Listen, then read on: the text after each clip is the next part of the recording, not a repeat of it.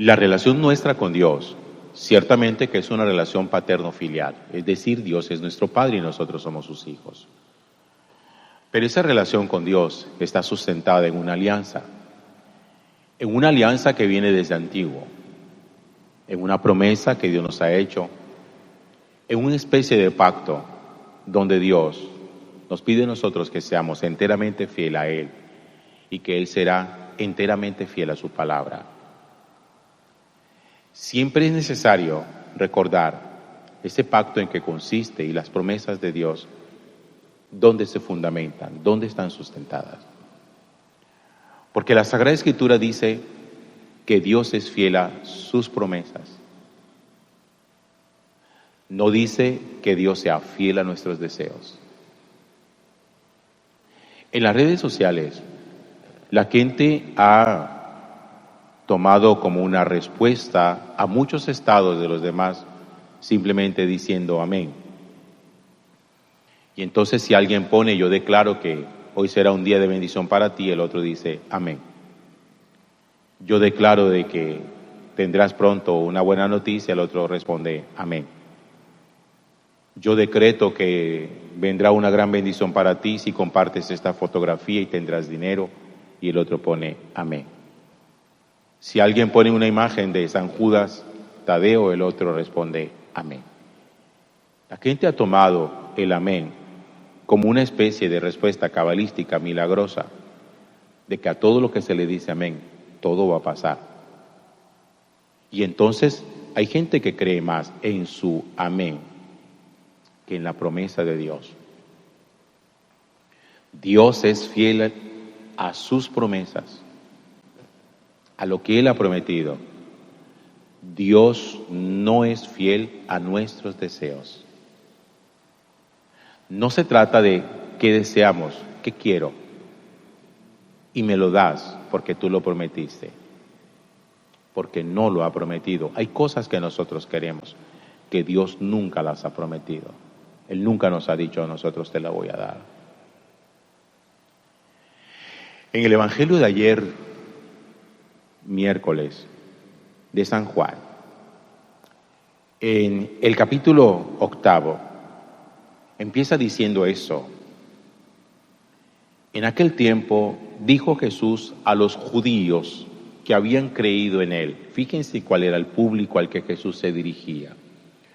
No eran simplemente multitudes que estaban allí curiosas para saber Jesús qué enseñaba. No. Ya los que estaban allí ya eran gente que creía en Él, pero creía en Él. Y Jesús empieza diciéndoles a esos que creían en Él: si ustedes guardan mi palabra, serán de verdad discípulos míos. Ahora Jesús les está diciendo a ellos, ya no basta simplemente con que crean en mí. Ahora quiero que crean también lo que yo les enseño. No es solamente creer en Jesús, es creerle a Jesús. Y para Jesús es muy importante que la fe vaya también en esa dinámica, no solamente en la confianza a su persona, sino también en la confianza a su palabra. Y que si Jesús dice esto es así, ninguno de nosotros lo cuestione. Porque si creemos en Él, le creemos a Él. Si Jesús dice que nosotros vamos a resucitar, lo creemos porque Él lo dice. No lo creemos porque nosotros no lo imaginamos. No lo creemos porque nosotros lo deseamos. Lo creemos porque Él lo prometió. Esa es promesa de Él. Y la resurrección no es el resultado de nuestro deseo. La resurrección es resultado de la promesa de Jesús. Por eso insisto en esa frase del Evangelio. Jesús se dirigía a los que habían creído en Él, y a los que habían creído en Él les dice: si ustedes guardan mi palabra, serán de verdad discípulos míos y conocerán la verdad.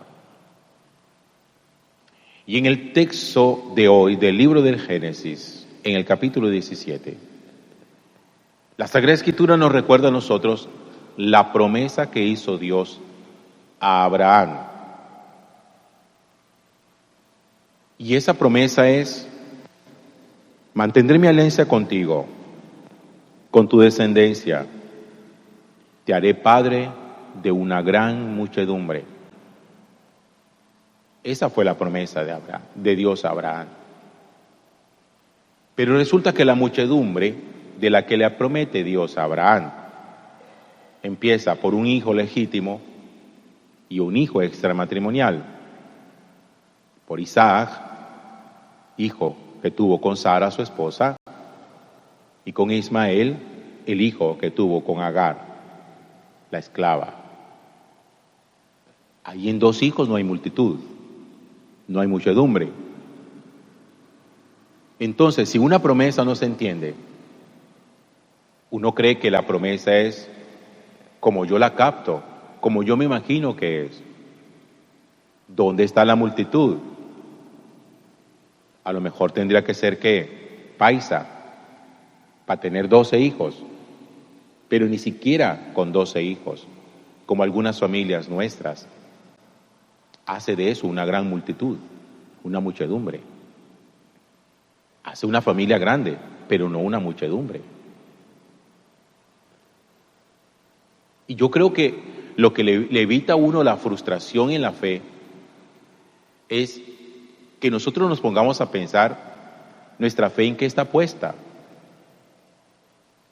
A ver si la fe suya está puesta en lo que usted cree, en su amén, o está puesta en las promesas de Dios. Yo no sé si me haga entender. Es que hay gente que tiene fe en lo que cree.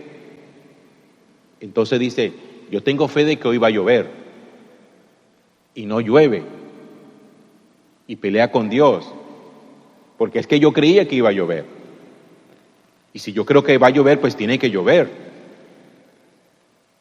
Pero es que eso no hace parte de las promesas de Dios, eso es un ciclo de la naturaleza.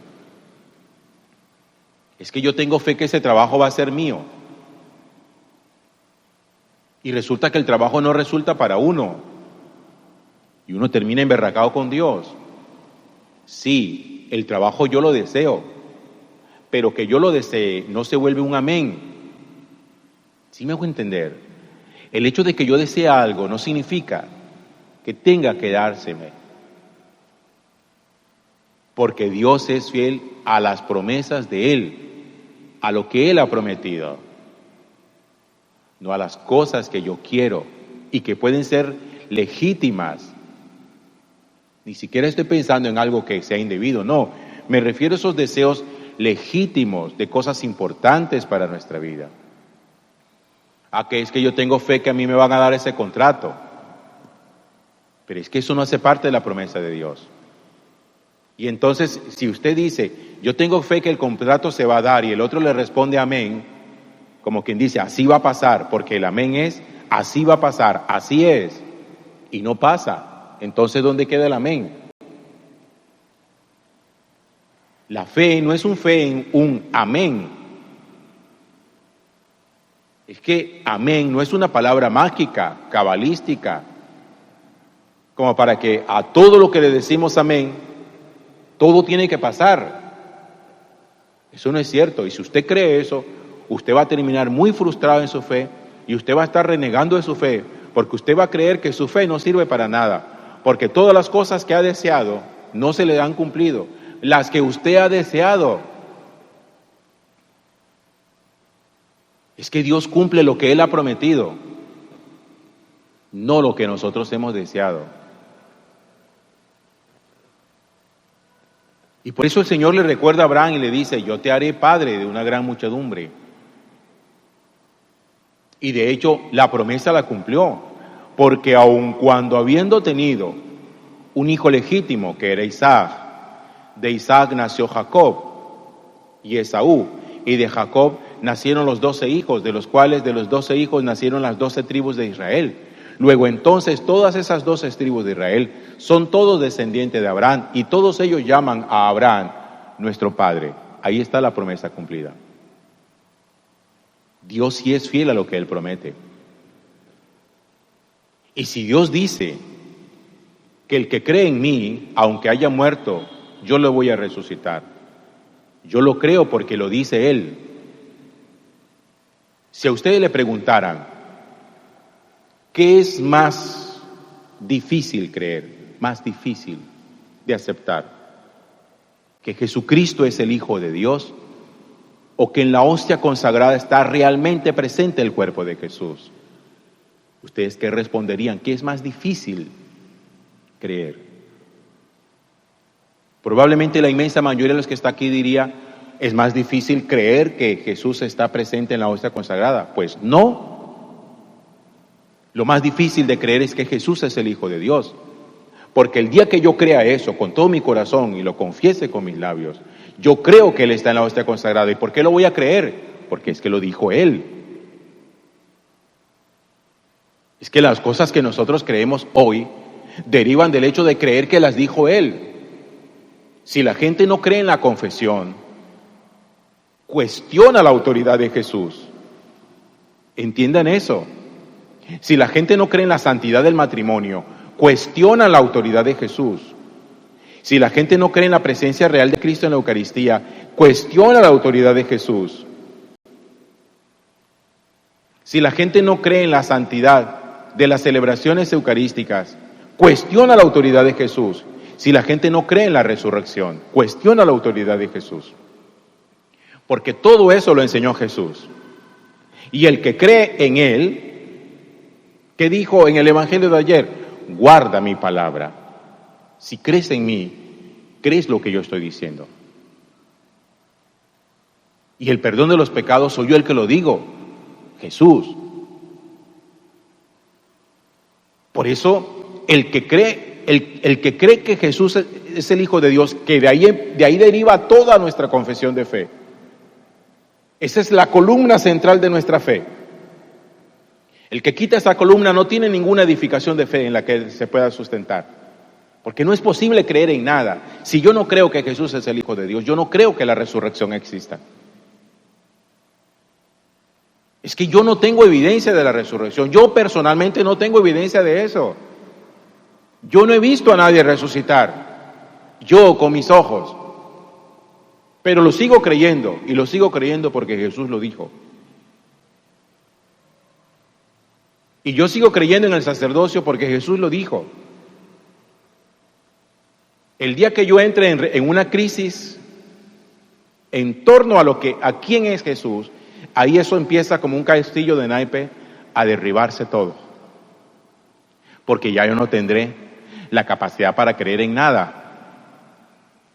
Por eso, cuando uno dice que tiene crisis de fe, no piense usted en su crisis de fe porque es que usted pensaba que el trabajo se lo iban a dar y le habían dicho amén y usted decía sí, es que se va a dar y no se dio y ahora tengo crisis de fe. ¿Quién dijo que eso es crisis de fe? Eso no es ninguna crisis de fe. La verdadera crisis de fe es cuando uno empieza a dudar si Jesús es o no es el Hijo de Dios. Eso es una crisis de fe. Cuando uno duda de la filiación divina de Jesús, de su condición divina, eso sí es una crisis de fe. De resto no. De resto son, como siempre me gusta llamarlas, circunstancias. Algunas favorables y otras adversas. Pero siempre es bueno tener en cuenta lo que Dios prometió. ¿Qué fue? ¿Qué fue lo que Dios prometió? Yo siento que hay muchos católicos con un discurso muy protestante y que les encantan los discursos protestantes, los discursos de la prosperidad y que sí, que eso te va a llover plata, que tú da 20, que te van a devolver 40. Ustedes saben que yo siempre a eso le tiro muy duro, porque eso es muy engañoso, porque eso no hace parte de la promesa de Dios. Dios no le promete a nadie que le va a multiplicar la plata si da una ofrenda. Porque es que la fe no es una pirámide en donde uno hace una inversión para que le produzca muchísimo dinero. Esto no es una pirámide. Y el Señor le promete a Abraham, le hace una promesa a Abraham: multiplicaré tu descendencia. haré de ti una gran nación. Y se lo cumplió. Con un solo hijo legítimo le cumplió la promesa. Porque era lo que él había prometido. Y Dios le había prometido a su pueblo sacarlo de la esclavitud de Egipto. Le prometió que lo llevaría a la tierra prometida. Y cumplió ambas cosas. Lo sacó de la esclavitud y los llevó a la tierra prometida. Y entonces, ahora Jesús, cuando nos dice a nosotros, yo lo resucitaré, eso es una promesa. Y que la cumple, la cumple. Lo crea usted o no lo crea, la cumple. Porque no, eso no hace parte de si yo lo creo o no lo creo. Eso hace parte de que Él fue el que lo dijo. Entonces, no ponga su fe en su amén. Que para todo es amén. Amén, sí, amén. Olvídense de ese cuento que esto no es a punta de amén. Esto es a punta de creer en lo que ha dicho ese de quien yo confieso que es el Hijo de Dios. Si es el Hijo de Dios, de ahí para adelante, todo lo que Él diga, aunque pueda sonar descabellado, es verdad. Porque Jesús dijo cosas que sonaban descabelladas, como el que come mi carne tiene vida eterna. Eso sonó muy descabellado y una locura. Y la gente pensaba de Jesús, que él, como dice el Evangelio de hoy, que Él estaba endemoniado. Para que vean ustedes que cuando Jesús dice ciertas cosas, parece, como lo acusaron aquí, es que tú tienes, es un demonio, para decir lo que tú estás diciendo, tú tienes que tener el demonio adentro. Pero Jesús dice, no, es el dedo de mi Padre. Y yo les enseño la verdad, y solamente la verdad los hará libre.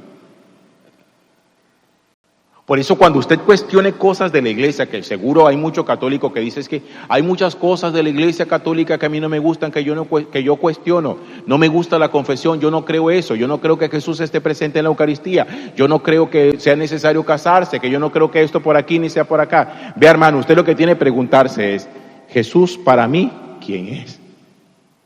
Porque de esa respuesta depende todo lo demás. Gloria al Padre y al Hijo y al Espíritu Santo.